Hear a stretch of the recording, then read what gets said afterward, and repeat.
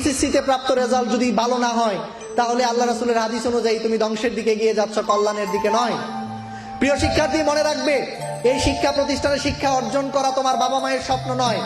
এই প্রিয় শিক্ষার্থী, এই কথা মনে রাখবে, এই শিক্ষা প্রতিষ্ঠানে পড়ে জিপিএ 5 পেয়ে, ঢাকা বিশ্ববিদ্যালয়ে পড়ে, ঢাকা মেডিকেলে পড়ে, বুয়েটে পড়ে তুমি যে অর্থ উপার্জন করবে, সেই অর্থ দিয়ে তোমার বাবা মা তাদের 3 বেলার খাবার খেয়ে তারপর মৃত্যুবরণ করবে, এ স্বপ্ন কোনো বাবা মাই তার সন্তানকে নিয়ে দেখে না। প্রত্যেকে এটা দেখে যে আমি জীবিত অবস্থায় দেখে যেতে চাই আমার সন্তান ভালো মানুষ হয়েছে, আমার সন্তান একজন সুমানুষ হয়েছে, আমার মৃত্যুর পর আমার সন্তানের কোনো অপকর্মের জন্য মানুষ আমাকে গালি দিবে না, আমার সন্তানের কর্মের জন্য মানুষ আমাকে শ্রদ্ধা ভরে স্মরণ করবে। মনে রাখবে, তোমার বাবা পৃথিবীর শ্রেষ্ঠ বাবা, তোমার মা তোমার পৃথিবীর শ্রেষ্ঠ মা। এটি যদি বিশ্বাস করতে না পারো এবং মঞ্চে যদি তোমার বাবা মাকে সে সম্মান তুমি দিতে না পারো, তাহলে তুমি আদর্শ সন্তান হিসেবে ওই পৃথিবীতে নিজের পরিচয়কে জানান দিতে পারোনি। স্মার্টনেস হলো জ্ঞানের গভীরতার মধ্যে। তোমাদেরকে নলেজ পাওয়ার অর্জন করতে হবে। মনে রাখবে, স্মার্টনেস উগ্রতার মধ্যে নেই, স্মার্টনেস হচ্ছে বিনয়ের মধ্যে।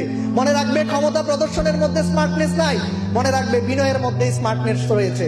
সময় প্রমাণ করে দিবে তুমি নিজেকে যোগ্য হিসেবে গড়ে তুলতে চাও, নাকি বেকারত্বের এই ভূমিতে তুমি নিজেকে বেকার হিসেবে, অযোগ্য হিসেবে সমাজের নষ্ট মানুষদের কাতারে তোমাকে দাঁড় করাতে চাও কিনা, সেটি সময় প্রমাণ করবে। সেটি তোমার আন্তরিকতা, তোমার চেষ্টা, তোমার যে পরিকল্পনা আছে, সেটি কতটুকু বাস্তবায়ন তুমি করতে পারছো তার উপর নির্ভর করবে তোমার জীবনের সফলতা।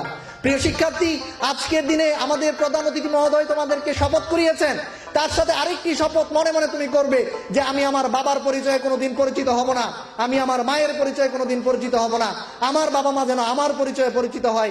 সে প্রত্যয়, সে আত্মবিশ্বাস, সে আত্মপ্রত্যয় নিজের মধ্যে তৈরি করবে। জন্ম হোক যথাযথ, কর্ম হোক ভালো, জন্ম যেখানেই হোক না কেন কর্মটা যেন ভালো হয়।